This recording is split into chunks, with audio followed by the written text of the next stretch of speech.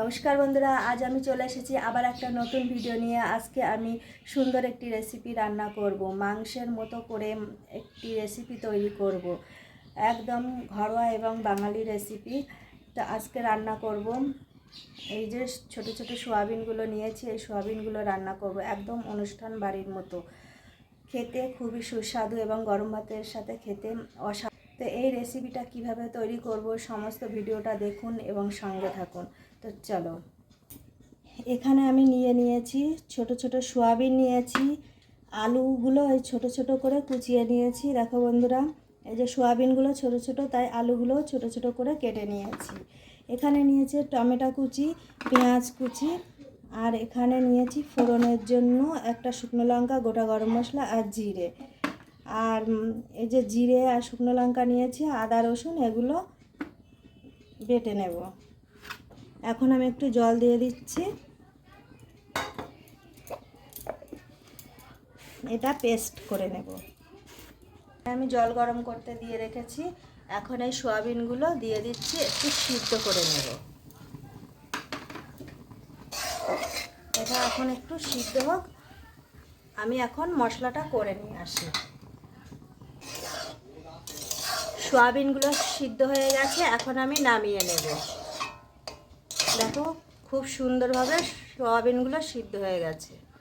এখন আমি এই সোয়াবিনগুলো নামিয়ে নিচ্ছি।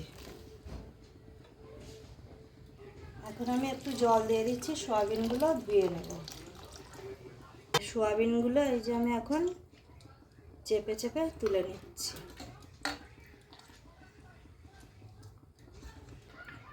এই যে সমস্ত সোয়াবিনটা ধুয়ে তুলে নিয়েছি, এখন আমি এগুলোকে ভেজে নেব। কড়া গরম হয়ে গেছে, আমি এখন তেল দিয়ে দিচ্ছি। আমি এই আলুগুলো ভেজে নেব।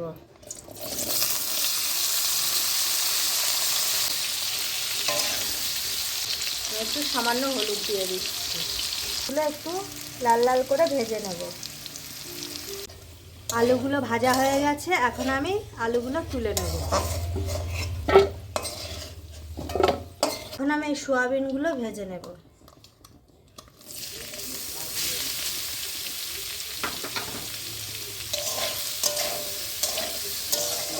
সোয়াবিনগুলো আমি লাল লাল করে ভেজে নেব। সোয়াবিনগুলো ভাজা হয়ে গেছে, এখন আমি নামিয়ে নেব। প্রথমে ফোড়নের জন্য একটা শুকনো লঙ্কা, গোটা গরম মশলা, জিরে আর তেজপাতা রেখেছিলাম, এখন আমি এটা ফোড়ন দিয়ে দিচ্ছি।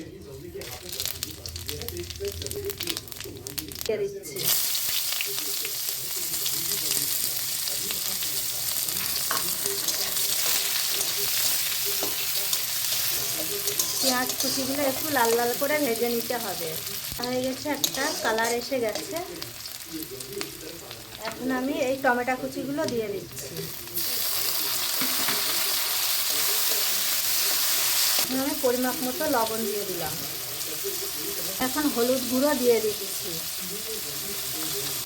একটু ভাজা ভাজা হয়ে গেছে, এখন আমি এই যে বেটে রাখা মশলাটা দিয়ে দিচ্ছি।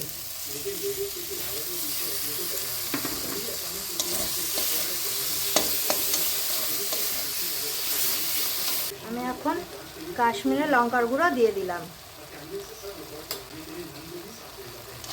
একটু কালার হওয়ার জন্য।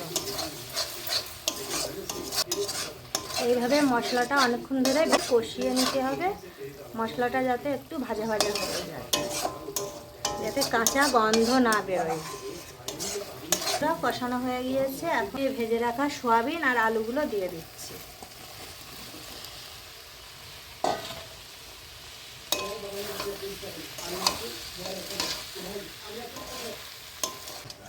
এখন আমি সুন্দরভাবে কষিয়ে নেব। আর এইভাবে সোয়াবিনটা রান্না করলে পুরো মাংস ছেড়ে এই সোয়াবিনটা খেতে হবে। এরমভাবে তোমরাও বাড়িতে ট্রাই করবে, দেখবে খুবই সুন্দর লাগবে। আর গরম ভাতের সাথে খেতে তো একদম দুর্দান্ত টেস্ট। সব তরকারি রেখে এই সোয়াবিন দিয়েই ভাত খেতে হবে। এখন সুন্দরভাবে কষানো হয়ে গেছে। এই যে আমি গরম জল করে রেখেছি, এখন গরম জলটা দিয়ে দিচ্ছি।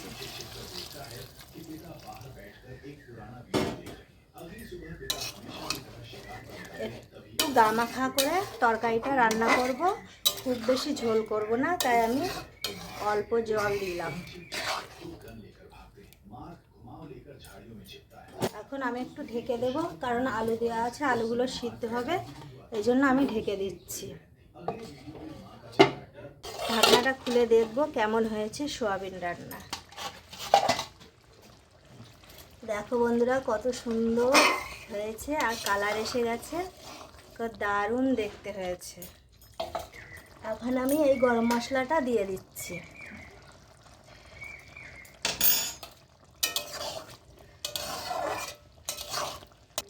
রেডি হয়ে গেছে আমার এই সোয়াবিন রান্না। এখন আমি নামিয়ে নেব। নামিয়ে নিচ্ছি। রেডি হয়ে গেছে আমার এই সুন্দর একটি রেসিপি, গরম ভাতের সাথে খেতে খুবই সুস্বাদু। আর এই ভিডিওটা কেমন হয়েছে সবাই কমেন্টে জানাবে। আর এই রকম নতুন নতুন ভিডিও দেখার জন্য আমার সঙ্গে থাকুন। তো আজ এই পর্যন্ত, দেখা হবে অন্য কোনো ভিডিওতে। টাটা।